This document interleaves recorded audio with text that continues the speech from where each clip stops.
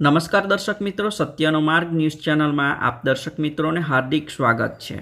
હાલ છેલ્લા એક મહિનાથી વરસાદના સમયમાં કાર, બાઇક અને અન્ય વાહનોમાં સાપ સૂકી અને હૂંફાળી જગ્યા શોધતા ભરાઈ જવાના કિસ્સા વાપી તથા આસપાસના વિસ્તારોમાં બન્યા છે, જેમાં મોટાભાગે બિનઝેરી સાપ મળી આવ્યા છે। આજરોજ દમણના સોમનાથમાં આવેલા એક બેંકના મેનેજરની પાર્ક કરેલી કારમાં સાપ ભરાઈ ગયો હતો, જેની જાણ લાઈફ રેસ્ક્યુ ફાઉન્ડેશનના વર્ધમાન શાહને કરવામાં આવી હતી।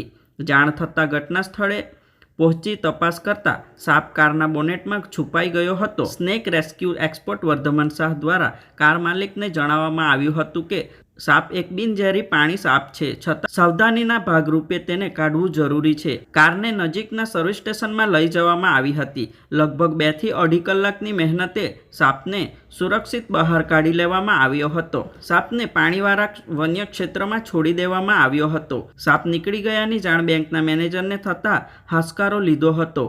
લાઈફ રેસ્ક્યુ ફાઉન્ડેશનની ટીમના વર્ધમાન શાહ અને મનીષ ધોળીને ખૂબ ખૂબ ધન્યવાદ આપ્યા હતા।